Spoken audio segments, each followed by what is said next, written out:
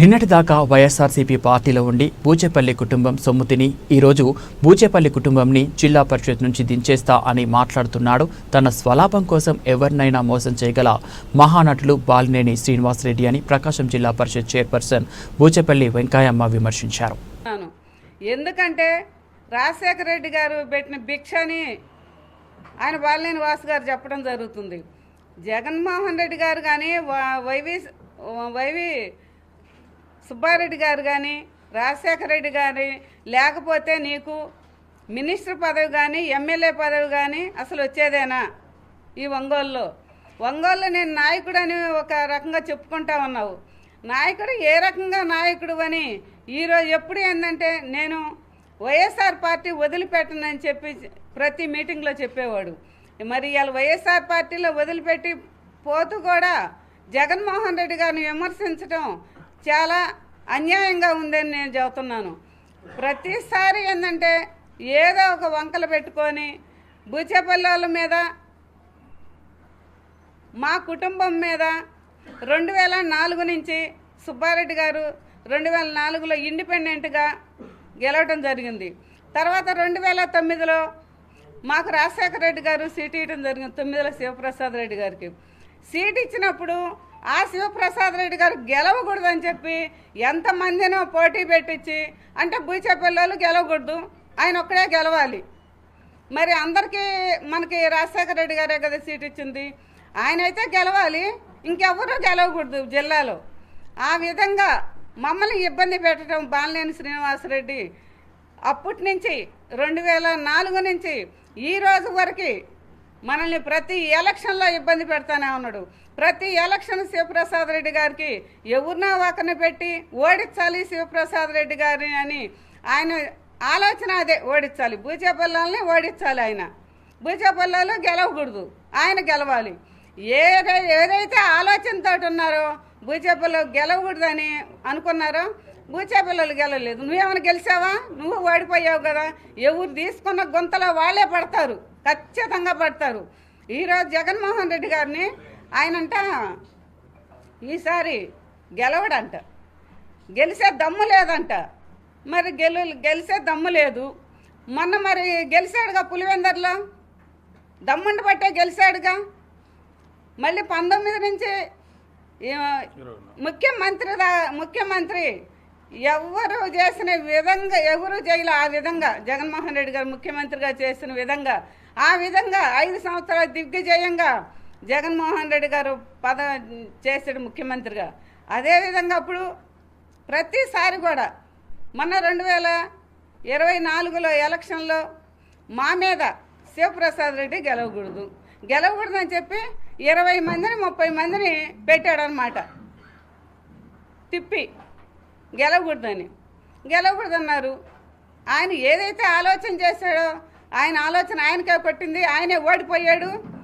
శివప్రసాద్ రెడ్డి గారు ఎంతమంది ఎన్ని చేసినా కూడా శివప్రసాద్ రెడ్డి గారు గెలవటం జరిగింది. అదేవిధంగా ఏంటంటే నిన్న మీటింగ్లో ఏం చెప్పాడు, బూచేపల్లి వెంకయ్యమ్మ సీటుని నేను లాగేస్తాను అని అన్నాడు. బూచేపల్లి వెంకయ్యమ్మ సీటు బూచేపల్లి వాళ్ళ మీద అభిమానంతో మాకు జగన్మోహన్ రెడ్డి గారు సీటు నాకు ఇచ్చాడు జిల్లా పరిషత్ చైర్మన్గా. ఇప్పుడు నాకు జిల్లా పరిషత్ చైర్మన్గా నువ్వు తీసేయడానికి ఏ విధంగా నువ్వు తీసేస్తావు? నన్ను అసలు ఈ కుర్చీ టచ్ చేయడానికి కూడా ఆయనకు అర్హత లేదు. వాసుకి ఏం అర్హత ఉందని ఆయన నా కుర్చీ లాగేస్తాడు? నాతో పాటు జడ్పీటీసీలు అందరూ ఉన్నారు, ఎవరు పోయేవాళ్ళు కూడా లేరు, నువ్వు రమ్మన్నా కూడా వచ్చేవాళ్ళు లేరు. నీకు నిన్నటిదాకా ఒంగోలులో ఒక బాలినేని శ్రీనివాసరెడ్డి మీద కొంతమందికి అభిమానం ఉంది. ఆ అభిమానం కూడా మొన్న ఎలక్షన్లో కాదు, నిన్న మీటింగ్లో ఆయన మాట్లాడటానికి జగన్మోహన్ రెడ్డి గారు ఏ విధంగా మాట్లాడాడో ఆ మాటలను చూస్తే చాలామంది నిజంగా ఇసుక్కున్నారు. ఆ విధంగా నువ్వు చేసుకున్నావు. నువ్వు జగన్మోహన్ రెడ్డి గారు గెలవడంటున్నావు. రేపు 29లో ఖచ్చితంగా ముఖ్యమంత్రి అయ్యేది జగన్మోహన్ రెడ్డి గారే, ఖచ్చితంగా అవుతాడు. విధంగా ఏంటంటే నిన్న మీటింగ్లో ఏం చెప్పాడు, బూచేపల్లి వెంకయ్యమ్మ సీటుని నేను లాగేస్తాను అని అన్నాడు. బూచేపల్లి వెంకయ్యమ్మ సీటు బూచేపల్లి వాళ్ళ మీద అభిమానంతో మాకు జగన్మోహన్ రెడ్డి గారు సీటు నాకు ఇచ్చాడు జిల్లా పరిషత్ చైర్మన్గా. ఇప్పుడు నాకు జిల్లా పరిషత్ చైర్మన్గా నువ్వు తీసేయడానికి ఏ విధంగా నువ్వు తీసేస్తావు? నన్ను అసలు ఈ కుర్చీ టచ్ చేయడానికి కూడా ఆయనకి అర్హత లేదు. వాసుకి ఏం అర్హత ఉందని ఆయన నా కుర్చీ లాగేస్తాడు? నాతో పాటు జడ్పీటీసీలు అందరూ ఉన్నారు, ఎవరు పోయేవాళ్ళు కూడా లేరు, నువ్వు రమ్మన్నా కూడా వచ్చేవాళ్ళు లేరు. నీకు నిన్నటిదాకా ఒంగోలులో ఒక బాలినేని శ్రీనివాసరెడ్డి మీద కొంతమందికి అభిమానం ఉంది. ఆ అభిమానం కూడా మొన్న ఎలక్షన్లో కాదు, నిన్న మీటింగ్లో ఆయన మాట్లాడటానికి జగన్మోహన్ రెడ్డి గారు ఏ విధంగా మాట్లాడారో ఆ మాటలను చూస్తే చాలామంది నిజంగా ఇసుక్కున్నారు. ఆ విధంగా నువ్వు చేసుకున్నావు. నువ్వు జగన్మోహన్ రెడ్డి గారు గెలవడంటున్నావు. రేపు 29లో ఖచ్చితంగా ముఖ్యమంత్రి అయ్యేది జగన్మోహన్ రెడ్డి గారే, ఖచ్చితంగా అవుతాడు. పోయినసారి ఎన్ని సీట్లు వచ్చినాయి? 151 వచ్చినాయి. అదేవిధంగా రేపు 29లో కూడా ఖచ్చితంగా జగన్మోహన్ రెడ్డి గారు ముఖ్యమంత్రి అవుతాడు. ఏంటంటే మా కుటుంబం, బూచేపల్లి కుటుంబం ఏ విధంగా ఉందో అందరికీ తెలుసు. జిల్లాలో ఎవరి దగ్గర లంచాలు తీసుకునే వాళ్ళు బూచేపల్లి వాళ్ళు కాదు. 2004 నుంచి మేము రాజకీయంలో ఉన్నాం. మా సుబ్బారెడ్డి గారు ఆశయాలు ఏవైతే ఉన్నాయో ఆయన ఏంటంటే ఒకరికి పెట్టే విధానమే కానీ ఒకరి కాడ లాక్కునే అలవాటు లేదు. ఎవరి దగ్గర లంచాలు తీసుకునే అలవాటు కూడా మాకు లేదు. వాసుకు ఇంకొకసారి చెబుతున్నా, మా కుటుంబం నీలాగా అందరి దగ్గర లంచాలు తీసుకునే కుటుంబం కాదు మాది. ఆ విధంగా మాకు సుబ్బారెడ్డి గారు రాజకీయం నేర్పాడు. అదేవిధంగా ఇప్పటికి కాదు, మేము ఉన్నన్నాళ్ళు జగన్మోహన్ రెడ్డి గారు వెంటనే నడుస్తాము. మాకు పదవి ఉన్నా లేకపోయినా కూడా జగన్మోహన్ రెడ్డి గారితో ఉంటామని సభాముఖంగా మీ అందరికీ తెలియజేసుకుంటున్నాను. మా ప్రాణాలు పోయినంత దూరం కూడా మేము ఆ కుటుంబంతో ఉంటాము, జగన్తో ఉంటాము. అదేవిధంగా మేము ఈరోజు జిల్లా పరిషత్ చైర్మన్ జగన్మోహన్ రెడ్డి గారు మా కుటుంబం మీద అభిమానం మీద మాకు జిల్లా పరిషత్ చైర్మన్ ఇచ్చారు. ఎప్పుడు ఈ 5 సంవత్సరాలు మేము జిల్లా పరిషత్ చైర్మన్గానే నేనుంటాను. నాతో పాటు జడ్పీటీసీలు కూడా అందరు నాయంటే ఉంటారని కూడా మీ అందరికీ సభాముఖంగా తెలియజేసుకుంటున్నాను. అదేవిధంగా ఏంటంటే ఇటువంటి రాజకీయాలు మా మీద బురద చల్లొద్దని బాలినేని శ్రీనివాసరెడ్డి గారికి చెబుతున్నాను. మేము రాజకీయాల్లో ఉన్న నుంచి ఆయనకి ఎందుకు అంతలో కక్ష మా మీద? అటువంటి రాజకీయాలు చేయకూడదు. ఆయన ఆ విధంగా కూడా మా మీద మాట్లాడితే నా చైర్మన్ నేను చైర్మన్ని నా కుర్చీ లాగుతాడంట. లాగమని వచ్చి ఆయన చేత అయితే దమ్మంటే నా కుర్చీ తీసేయమని ఆయన్ని ఏ విధంగా తీసేస్తాడు? తీసేయమని. నీ అంటే ఏ జడ్పీటీసీలు వస్తారో తీసుకో. నువ్వు నీ చేత అయితే ఒకరి ఇద్దరు నువ్వు లాక్కున్నా కూడా మా వైఎస్ఆర్ పార్టీలో మా జగన్మోహన్ రెడ్డి గారు ఇచ్చిన జడ్పీటీసీలు అందరూ నీ చేత అయితే నువ్వు మళ్ళీ ఈ పార్టీ వాళ్ళని వైఎస్ఆర్ పార్టీ జడ్పీటీసీలని రాజీనామా చేసి నువ్వు తీసుకో. చేత అయితే బాలినేని శ్రీనివాసరెడ్డి గారికి నేను చెబుతున్నాను, ఇదే నేను చెప్పటం.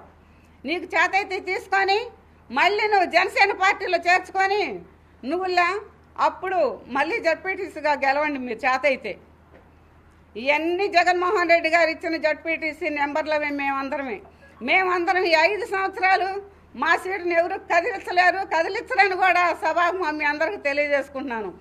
ఇప్పుడు బాలినేని శ్రీనివాసరెడ్డి గారు నేను చెబుతున్నాడు, ఆయన ఆస్తులు అమ్ముకొని ఆయన రాజకీయం చేశాడంట. ఎక్కడ ఆస్తులు ఆయన అమ్ముకున్నాడు? ఈయన ఆస్తులు తీసుకుపోయి ఈయన అంటే అన్ని డబ్బులు జగన్మోహన్ రెడ్డి గారు లాక్కున్నారంట. ఆయన డబ్బులు వీళ్ళు లాక్కోపోతే చాలు వాసు. ఎన్నిసార్లు పొద్దుగులు పేచీ పెట్టేది, జగన్మోహన్ రెడ్డి కాడికి పోయేది, ఇదంతా చేసింది వాసు కదా. మన 24 ఎన్నిసార్లు పేచీ పెట్టాడు? ఆ విధంగా ఏంటంటే మా కుటుంబం మీద కానీ జగన్మోహన్ రెడ్డి గారి కుటుంబం మీద కానీ జగన్మోహన్ రెడ్డి కానీ విమర్శించే హక్కు బాలినేని శ్రీనివాసరెడ్డికి లేదని కూడా నేను అందరికీ సభాముఖంగా తెలియజేసుకుంటున్నాను. బూచేపల్లి కుటుంబం విమర్శించే హక్కు కూడా లేదని చెబుతున్నాను. ఏ విధంగా హక్కు లేదు. 4 సంవత్సరాలు కావస్తుంది నేను చైర్మన్గా ఉండి. ఈ 4 సంవత్సరాలు మమ్మల్ని ఇబ్బంది పెట్టాడు. నా సీటు ఇంకొకరికి ఇప్పించాలని వాళ్ళ దగ్గర డబ్బులు తీసుకుంటాడు, వీళ్ళ దగ్గర డబ్బులు తీసుకుంటాడు. నీ చైర్మన్ పదం తీసేస్తున్నామని చెబుతాడు. మరి చేతకాలేదు తీసేయటానికి. ఏ విధంగా నువ్వు తీసేస్తావు నా సీటు? నువ్వు నాకు జగన్మోహన్ రెడ్డి గారు సీట్ ఇచ్చింది. ఎవరికి అధికారం లేదు, తీసేసే అధికారం ఎవరికి లేదు. ఇవాళ వచ్చి తీసేస్తానంటే ఎవరు ఒప్పుకోరు. మా జెడ్పీటీసీలు కూడా ఎవ్వరు ఒప్పుకోరు. అదేవిధంగా ఈరోజు చాలా సంతోషం. మా కుటుంబం అంటే మన జిల్లాలోనే కాదు, స్టేట్లో కూడా అందరికి చాలామందికి తెలుసు బూచేపల్లి కుటుంబం ఎటువంటిదైంది. ఆయన వాసనంగానే సరిపోదు. అదేవిధంగా ఈరోజు ఈ ప్రెస్ మీట్కి వచ్చిన మా జెడ్పీటీసీలందరికీ, నాయకులకి, కార్యకర్తలకి, ప్రెస్ వాళ్ళకి మరొకసారి నమస్కారాలు తెలియజేసుకుంటూ సెలవు తీసుకుంటున్నాను. మరి ఎందుకు టార్గెట్ అవుతుందంటే అది తెలియదు మాకు. ఆయనకి తెలియాలి. ఇంకా ఎందుకు టార్గెట్ చేస్తున్నాడో ఆయనకు తెలియాలి.